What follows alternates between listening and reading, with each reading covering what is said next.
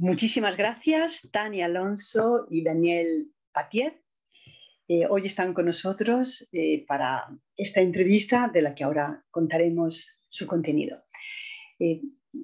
Tania y Daniel son profesores en la Facultad de Educación de la Universidad Complutense de Madrid y junto con 20 docentes constituyen el grupo de investigación en antropología y filosofía de la educación. Ahora, y por eso nos hemos acercado a ellos, están reflexionando, planificando y actuando acciones y proyectos en relación al impacto de la inteligencia artificial en la educación.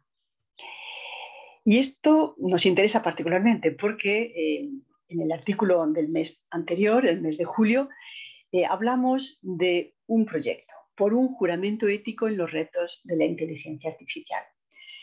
Hablamos de ello con Fadi Chehade y con el cual nos hicimos una pregunta fundamental. ¿Seremos capaces ahora, con esta tecnología que nos invade, digámoslo así, seremos capaces de discernir la verdad? Terminamos ese artículo convencidos de que tenemos la capacidad de hacerlo, pero para implementar esta capacidad, para formarla, para nutrirla, necesitamos de educación. Por eso nos ha interesado muchísimo el trabajo que Tania Alonso y Daniel Patier están llevando adelante con los demás profesores sobre precisamente este tema. Inteligencia artificial y educación, retos, oportunidades y muchas más cosas. Empezamos, si os parece. Fenomenal. Daniel, empezamos. Por ello. Sí. Hacemos una primera pregunta, vosotros mismos os organizáis en responder. Vale. A ver, la primera pregunta que a mí me surge es esta: inteligencia artificial y educación. ¿Estamos ante un salto cualitativo en el pensar y en el llevar a cabo la educación hoy?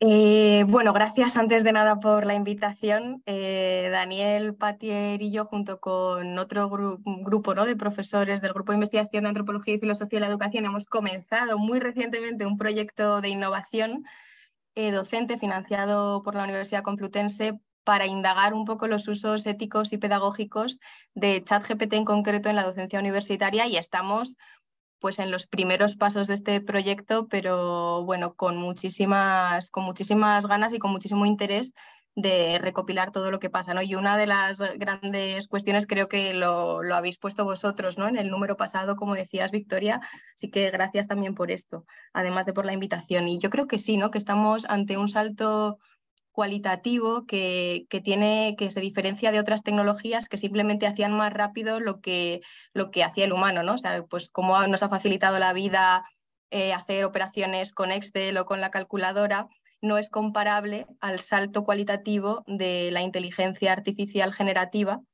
que realmente pues comienza a tener habilidades superiores de pensamiento como tenemos los humanos, habilidades de discernimiento, de toma de decisiones, que son muy similares a la inteligencia humana y que no solo se limita a esas, digamos, habilidades inferiores que ya estaban como automatizadas por otro tipo de máquinas. Entonces, ante esto, creo que sí que es necesario plantearnos las preguntas éticas y pedagógicas de estas herramientas en el marco de la educación. Se critica mucho que tenemos miedo y que no hay que tenerle miedo a estas herramientas, y efectivamente el miedo, o sea, nos paraliza, ¿no? Y lo que no hay que tener es cobardía ante el asunto. Pero hombre, el miedo creo que es una respuesta un poco adaptativa ante algo de tal magnitud.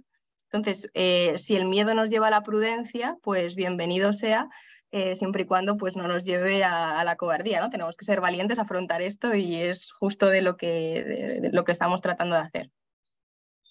Es muy importante lo que comentabas, Tania, de la prudencia, ¿no? Porque este salto no es un saltito, sino que es un saltazo y muy rápido, porque unas inteligencias artificiales se construyen en base a otras y en un mes, 2 meses hay unos avances enormes. Hasta ahora los avances los hacíamos poquito a poco y ahora está habiendo avances muy, muy rápidos. Entonces esta prudencia de la que hablaba Tania, en ver las cosas, pararte, reflexionar, pues es súper importante en esta época. Tú fíjate, Victoria, o sea, del primer cuatrimestre de este último curso al segundo cuatrimestre, yo he cambiado la planificación docente de una asignatura que ya estaba planificada para el segundo cuatrimestre, pero por ver precisamente que había algún tipo de actividades de las de evaluación continua que son muy típicas en la docencia universitaria, como hacer ensayos, más en el ámbito de las ciencias sociales, ¿no? Que los estudiantes hagan ensayos. O sea, al ver cómo hacían ensayos bastante dignos el ChatGPT, cambié a hacer pruebas orales, o sea, hacer como tanteos orales con los estudiantes, y fue como un cambio de un mes para otro. Entonces, esto fue también lo que nos hizo saltar las alarmas de decir, el cambio va a ser más sustancial de lo que parece. No es simplemente una herramienta que sea curiosa para los que les guste cacharrear, sino que introduce novedades, y si no las afrontamos, pues, bueno, pues nos lo perdemos, ¿no? Sí, sí. Es verdad que el uso y el trabajo con la tecnología, hablar con estas herramientas, llamarlo así, con este mundo de la inteligencia artificial por parte del humano, no solo modifica a la máquina, sino que modifica también a la persona. Sí, está claro. Bueno, ya lo decía McLuhan hace unos años, ¿no? Que al mismo tiempo que nosotros utilizamos las máquinas, son las propias máquinas las que nos están transformando, ¿no?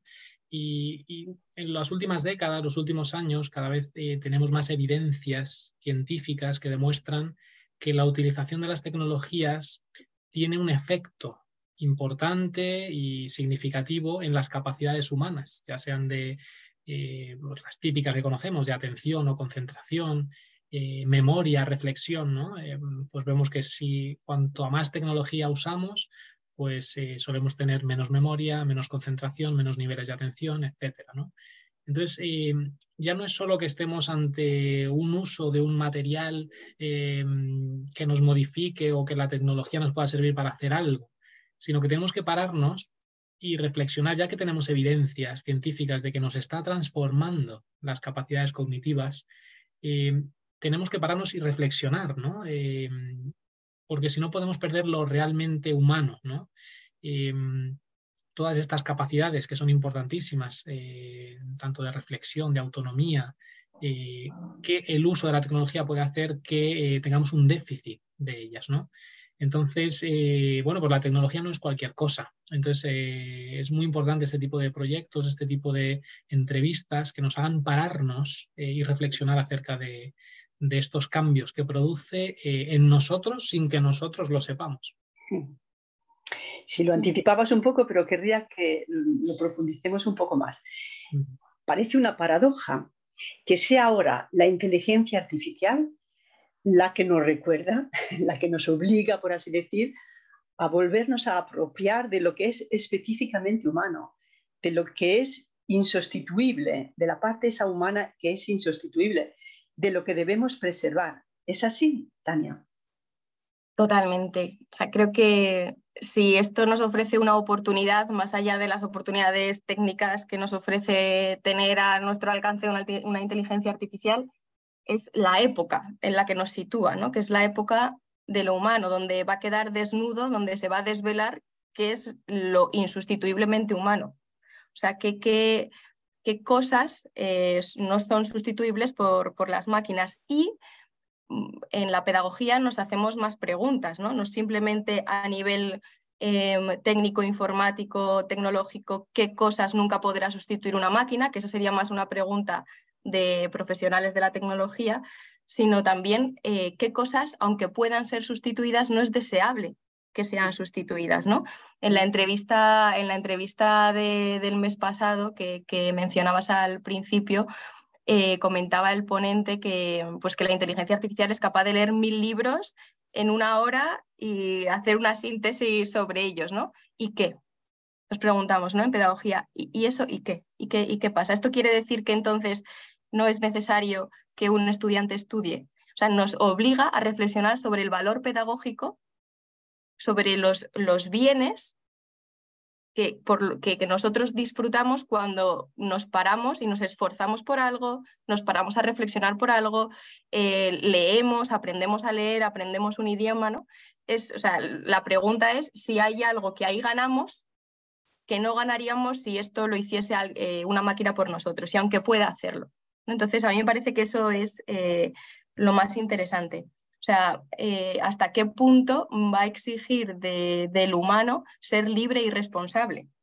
Porque estando en un campo en un campo de minas donde podría utilizar cualquier cosa para unos fines concretos, si está pensando en su propio crecimiento humano, qué cosas no debe perderse.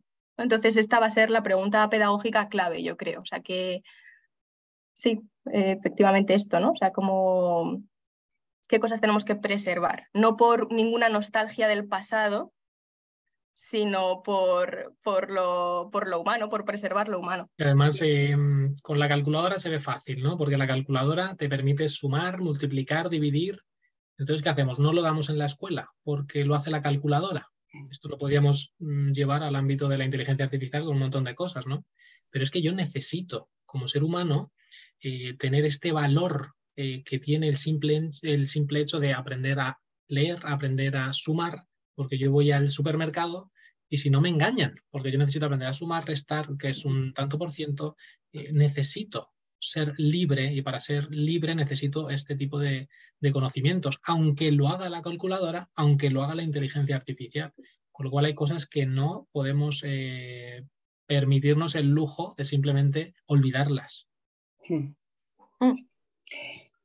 Y probablemente muchas cosas nos lo están anticipando. El nuevo año escolar verá un boom del uso de la inteligencia artificial y probablemente también, y esperemos, en el ámbito educativo. ¿Cuáles pueden ser los soportes para maestros y profesores? ¿Cómo formar a los formadores en este sentido? Pues realmente va a ser un boom, porque bueno, pues ha llegado sobre todo con ChatGPT, que ha sido como la bandera de la inteligencia artificial, por decir así, que nos ha llegado a todos como una ola enorme, ¿no? Y prácticamente a final de curso están las vacaciones y ahora en septiembre. Yo siempre digo que puede haber tres tipos de maestros, ¿no? Que son aquellos maestros avestruces que meten la cabeza en la tierra y dicen yo no quiero saber nada de lo que está pasando, que es un error. Otros que pueden ser los leones, que son los que prohíben todo este tipo de usos de la inteligencia artificial, incluso tecnológicos, que es otro error, porque ya los estudiantes lo utilizan y la tecnología por sí, depende del uso que le demos, puede ser buena o mala, pero tiene muchísimas ventajas que tenemos que llevar al aula. Y luego están los profesores que yo llamo zorros, que son aquellos que, pues viene esta ola, voy a aprovecharla. Voy a reflexionar primero, pero voy a aprovecharla, a ver cómo la voy a aprovechar, ¿no? Entonces, es verdad que este año escolar va a ser un boom. Y hablabas de una cosa importante, que es cómo formar a los formadores, ¿no? Porque yo me acuerdo cuando llegó la pizarra digital, bueno, todo el mundo la usaba y le decías, ¿pero por qué la usas? Porque todo el mundo pero ya está, porque todo el mundo la usa. Bueno, pero es un medio para llegar a un fin. Y la inteligencia artificial tenemos que colocarla como ese medio. Hay que pensar los objetivos que tenemos, a dónde queremos llegar, el contexto de nuestra aula y ver si tenemos que usarla o no. Por eso será importante que existan formaciones que actualmente, claro, no existen para profesores, ¿no?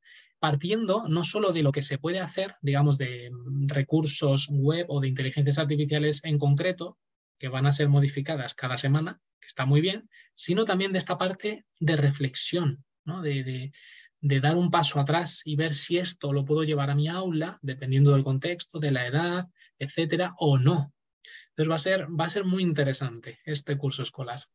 Sí, yo pensaba también mucho cuando hablábamos antes de lo insustituible, ¿no? De los profesores, de qué parte va a ser, o sea, no se va a poder sustituir por una máquina, porque aunque el reto y lo impresionante de la inteligencia artificial es que está generando capacidad de juicio, capacidad de discernimiento, ¿no?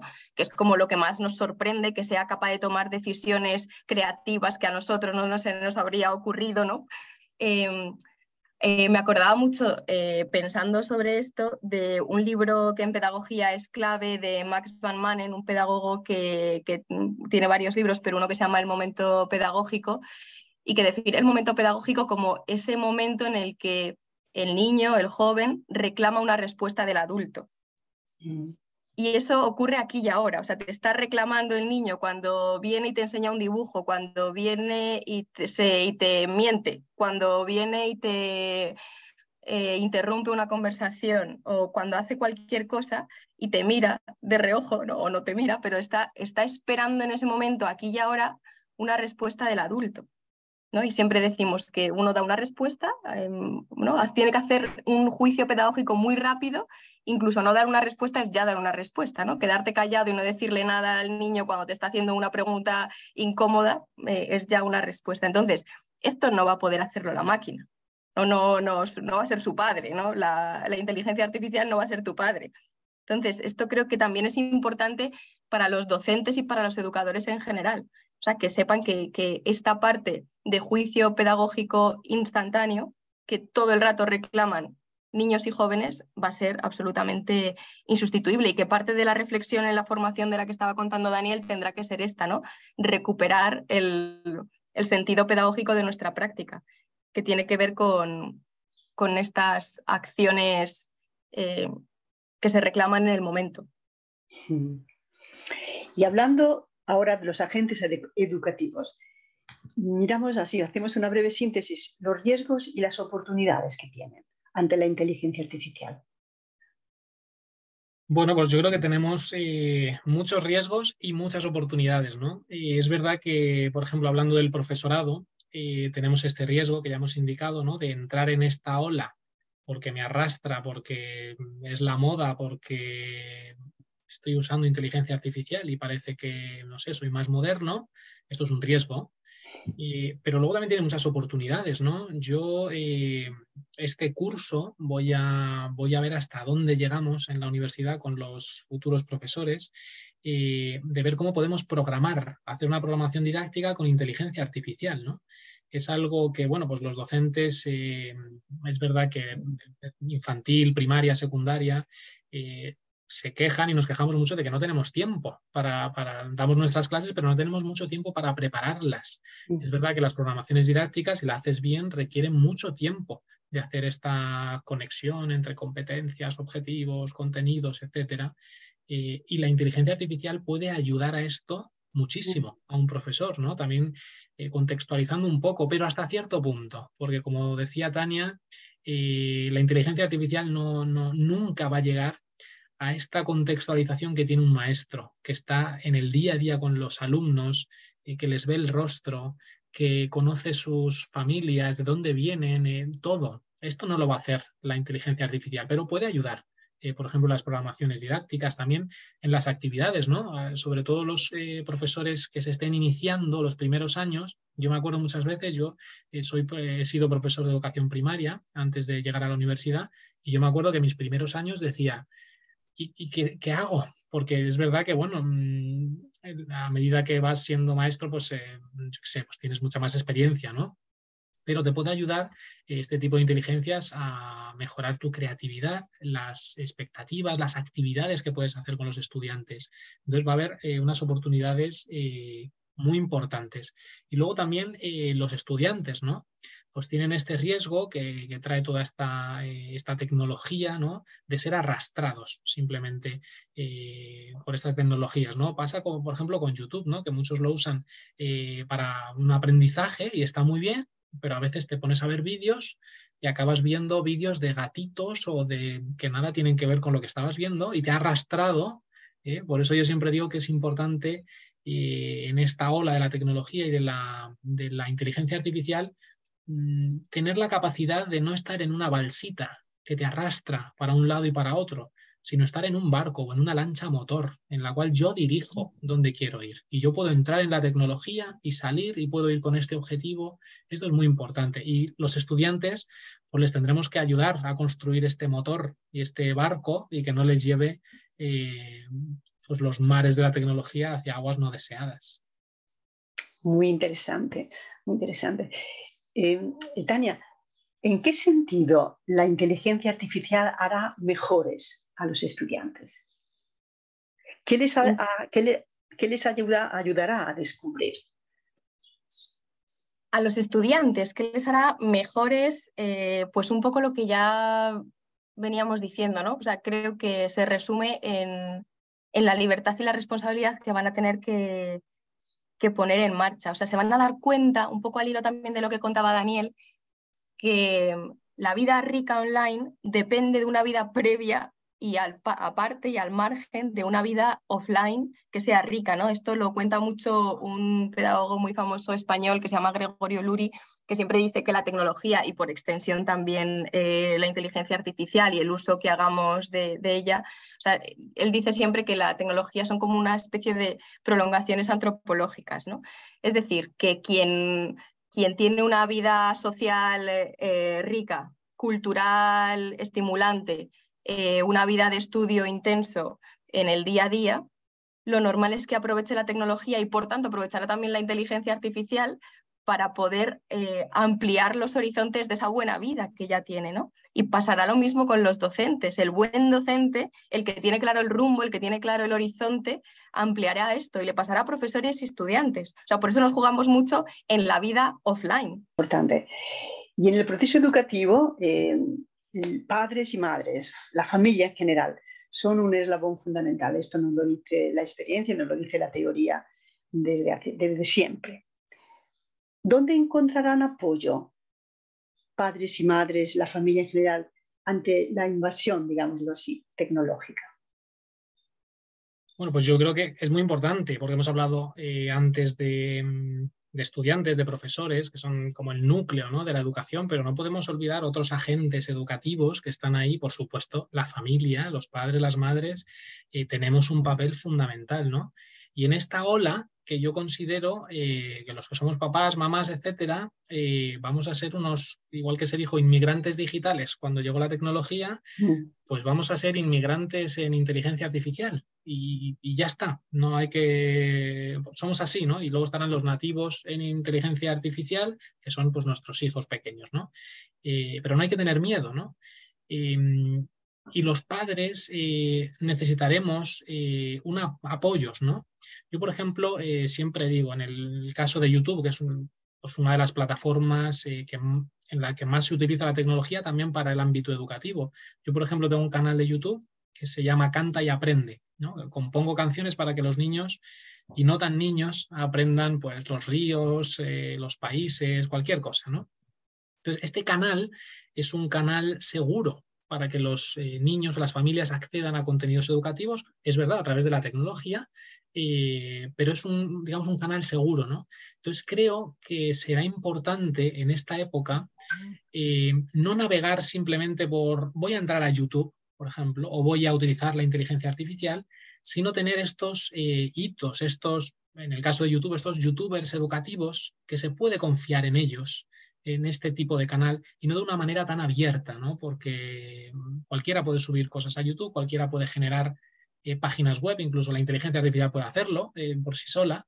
Entonces, creo que para las familias será importante que aparezcan estos referentes, ¿no? Igualmente, pues que pues tenemos un referente en el fútbol, pues también referentes educativos a los que nos podamos agarrar y tener estos espacios seguros educativos. Entonces, bueno, será importante ver qué referentes aparecen ahora también en educación en este ámbito de la inteligencia artificial, que no es nuevo, pero es verdad que esta ola que está invadiendo todo sí que es nueva, ¿no? Entonces, bueno, habrá que buscar estos referentes. ¿Y los políticos? Y luego los políticos, por supuesto, porque es un agente educativo muy importante. A veces nos olvidamos de ellos solo cuando llegan las elecciones y demás, pero en política marcan mucho, marcan a dónde va, por ejemplo, el dinero, ¿no? A través de la administración, ¿no? De las políticas, de las leyes educativas. Y yo creo que la inteligencia artificial puede ayudar mucho a la política educativa. También con prudencia, ¿no? Porque es verdad que ahora se pueden manejar muchísimos datos, la inteligencia artificial puede manejar estos datos y puede prever, por ejemplo, qué prácticas educativas a nivel generalizado podrían considerarse de éxito, teniendo en cuenta una serie de parámetros, que muchas veces nos centramos solo en la calificación. Bueno, pero es verdad que puede ayudar a ver qué prácticas educativas basadas en la evidencia podríamos llevar a nivel generalizado pues al mundo de una manera más eficiente. Es verdad que esto tiene sus limitaciones, porque cuando llegas a un aula o a un colegio en concreto, muchas veces, por mucho que sea una práctica de éxito en Londres, no funciona en Vallecas, ¿no? Entonces hay que contextualizar mucho esto, pero es verdad que, por ejemplo, a la hora de iniciar o plantear una reforma educativa, como una ley educativa que necesitamos en España, que sea consensuada, pues en vez de hacer planteamientos más ideológicos o más políticos, podríamos hacer planteamientos a través de inteligencia artificial que tengan en cuenta estas prácticas de éxito o prácticas basadas en evidencia. Y yo creo que ayudaría al consenso político. Por lo tanto, es otro agente que puede ser muy beneficiado por la inteligencia artificial. El crecimiento humano pasa, está clarísimo, por el crecimiento educativo. Pero para elegir el rumbo hay que tomar decisiones y hay que tener claros los objetivos. Por ejemplo, tú has hablado antes, ahora Daniel ha hablado del aula. Pero Tania, ¿cómo considerar el aula? ¿Cómo considerar la escuela, el lugar educativo? ¿Qué es y qué no es un lugar educativo? Pues esto es un básico en la pedagogía, ¿no? O sea, distinguir todo lo que es educativo de todo lo que no es educativo, y para eso pues tenemos criterios, ¿no? O sea, criterios que ahora no vamos aquí a extendernos, pero son criterios que nos hacen pensar en cada práctica, en cada acción, en cada herramienta, si esto promueve o no promueve el desarrollo integral de las personas. Y entonces, cuando se cumplen estos criterios, pues estaríamos ante algo que es educativo, ¿no? Entonces, efectivamente, creo que es un error pensar que cada moda social, como puede ser ahora la inteligencia artificial, que no es una moda pasajera, de hecho no va a ser pasajera, pero está ahora de repente, ¿no? Irrumpe en la sociedad y por tanto ha de irrumpir en las aulas. O sea, creo que esto es una falta de responsabilidad pedagógica muy fuerte, porque nuestros niños no están para que hagamos experimentos con ellos. O sea, las cosas tienen que tener un proceso de testeo, de pensamiento, de reflexión, y creo que sería un error empezar a testar en ellos directamente, ¿no? Pues todo lo que la inteligencia artificial está trayendo. O sea, un aula educativa, no siempre se dice que la escuela decimonónica, el problema es que no está adaptada a los tiempos y retos sociales y actuales, pero es que quizás no tiene que estarlo. O sea, esto es un mantra que nos hemos ido repitiendo unos a otros de qué desactualizada está la escuela, pero es que la escuela tiene unos fines educativos de transmitir cultura, para que esa cultura después transforme a esos chavales, a esas personas, y ellos con esa transformación tras la cultura cambien el mundo, salgan al mundo y puedan ser creativos y hacer cosas maravillosas y transformar y renovar el mundo en el que viven, ¿no? Pero no es nuestra tarea hacer que la escuela se parezca a la sociedad. Al revés, la escuela es un espacio absolutamente controlado y diseñado para el crecimiento de las personas, no así el mundo. O sea, el mundo está diseñado pues para que tú compres más, por ejemplo, ciertas cosas, ¿no? Y está hasta pensada la música que te ponen en una tienda de ropa para que tú compres a cierta velocidad y tampoco te pienses mucho si lo coges o no lo coges. Es decir, el mundo no está preparado en un discernimiento de qué es lo que más le conviene al ser humano. En cambio, la educación sí que está preocupada por esto y solo por esto. Entonces, creo que es un error pensar que fracasamos en la escuela si no nos parecemos a lo que el mundo está haciendo, ¿no? Insisto, y esto no es ninguna nostalgia del pasado, de cómo eran las aulas del siglo XIX. No es nada de eso. Es recordar los fines que le son propios a la educación, y que tiene que hacer muy bien eso a lo que la escuela está llamada a hacer, no otras cosas diferentes como, ¿no? Como generar industria.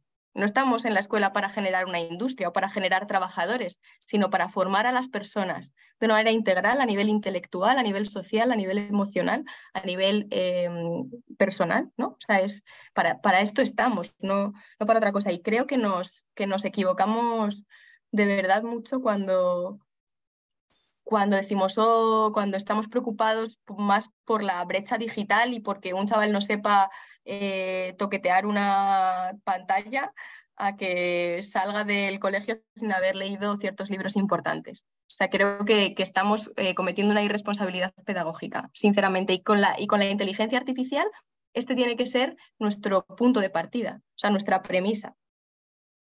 Los fines que le son propios a la educación, los fines que le son propios a la escuela, qué es lo que transforma verdaderamente al chaval, y es el conocimiento transformador.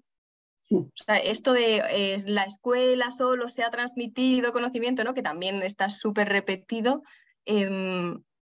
como si fuese algo negativo en sí mismo. Transmitir conocimiento es una cosa muy buena, y si se hace muy bien, pues se hace pues genial. Por eso hay youtubers que tienen gran éxito, porque transmiten muy bien ese conocimiento que quizás otros profesores no han sabido transmitir, y se van allí a buscar ese conocimiento para que se lo transmitan de una manera buena, ¿no? Y vas ahí buscando como la mejor clase en internet.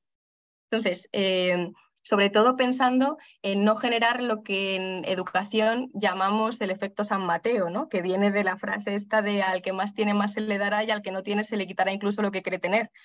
¿Qué quiere decir esto? Que hay que tener mucho cuidado cuando hacemos que la sociedad y la escuela se parezcan mucho, porque hay chavales que su único lugar de enriquecimiento cultural es la escuela, y que por tanto, si perdemos la oportunidad de que en esos años reciban toda la cultura posible, no la van a recibir en otro lado. Si nos dedicamos a hacer experimentos con ellos para que aprendan a utilizar, quizás fenomenal, pero a utilizar ciertas tecnologías para que sean grandes profesionales del futuro, estamos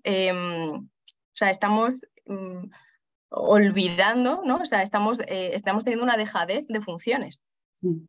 Y sobre todo, ¿a quién le afecta esto? Pues no a los chavales que después tienen otros lugares de enriquecimiento cultural, sino a los que solo tienen esa oportunidad para hacerlo en esos años y en ese lugar. Entonces esto me parece muy importante y me alegro que lo saques. A lo verdaderamente fundamental, porque yo me acuerdo en la pandemia que la brecha digital significa los que no tenían portátiles, pues le vamos a regalar iPads. ¿Y qué hace con un iPad? Eso, bueno, es parte de la brecha digital, pero yo creo que lo verdaderamente fundamental de la brecha digital es la diferencia entre las personas que saben cómo utilizar la tecnología y por qué, y no tanto tener un dispositivo o no, que es a lo que estamos acostumbrados a oír, ¿no? Entonces, este cómo, este por qué es lo fundamental de la brecha digital. Y Interesante, muy interesante. Y ante una sociedad que persigue con ahínco, digamos, la utilidad instrumental, a la que puede parecer que se pierde tiempo, que es perdedor el aprender, el estudiar, el formarse con el esfuerzo que comporta, pero que es esencial en el proceso educativo. ¿Qué reflexión hacer ante precisamente este empuje de lo instrumental?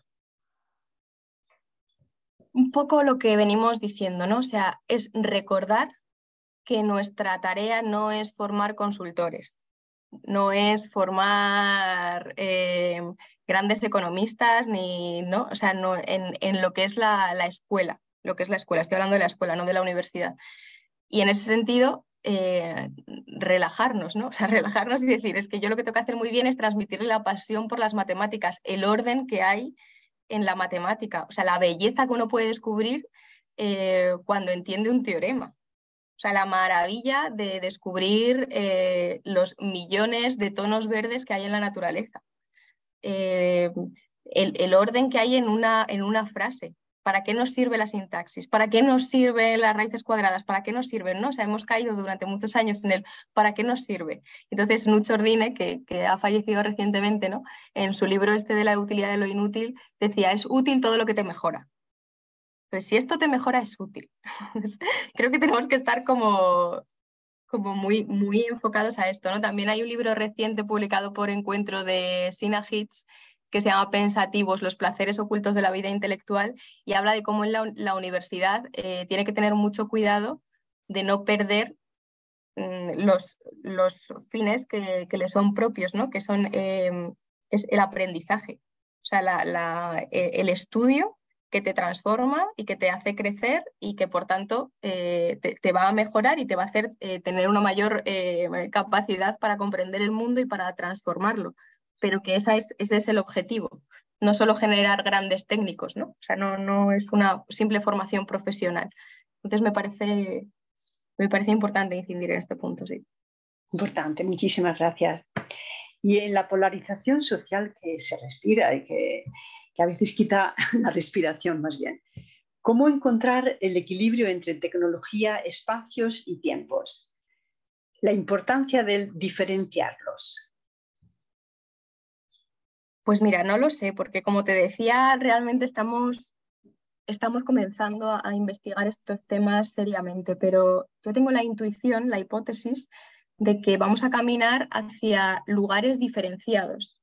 O sea, no, vamos a caminar hacia lugares diferenciados también basándonos un poco en ciertas tendencias, ¿no? Por ejemplo, cómo ha crecido la venta de los libros en papel frente a los libros digitales, ¿no? O sea, cómo la gente vuelve a redescubrir lo positivo de leer en papel por el tiempo por la concentración que uno gana y la transformación personal que uno tiene cuando ha estado leyendo, y cómo después puedes ir a la tecnología con otra serenidad, con otro, digamos, señorío de uno mismo, con otra capacidad de autocontrol, o sea, como haciendo realmente lo que quieres hacer porque has sido capaz de esforzarte durante un tiempo prolongado en algo que era relevante, y por tanto es más probable que si has estado prestando atención a algo relevante durante un tiempo, es después ¿no? más lógico que puedas ir a esta tecnología y utilizarla bien. Entonces yo creo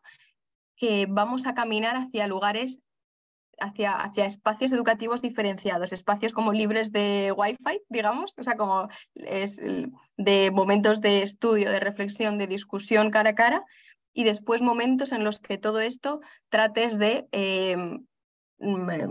pues reformularlo, repensarlo, tratar de ampliarlo con todas las oportunidades que te da la tecnología, ¿no?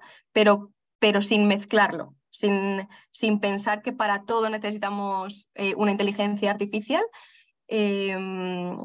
ni que tampoco no tenga que existir, ¿no? Sino que, y lo veo en mis estudiantes también, ¿no? O sea, cómo agradecen que haya lugares de seminarios de lectura libres de lo que es la pantalla. O sea, y cada vez esto lo veo más, o sea, como que el modelo híbrido falla, digamos, el modelo donde todo se mezcla y hay un poquito de tecnología, un poquito de estudio, porque al final uno no hace nada bien, ¿no? Lo iremos viendo, pero esta es mi intuición. Luego también hay que llegar a un equilibrio, ¿no? Que es verdad que nos encantan las ideas polarizadas, son los que más libros venden, y esto es así, ¿no? Sobre todo en España, que somos así de burros, ¿no? Y muchas veces, bueno, la virtud está en el centro, ¿no? Ya esto ya es desde los griegos, ¿no? Que lo decían.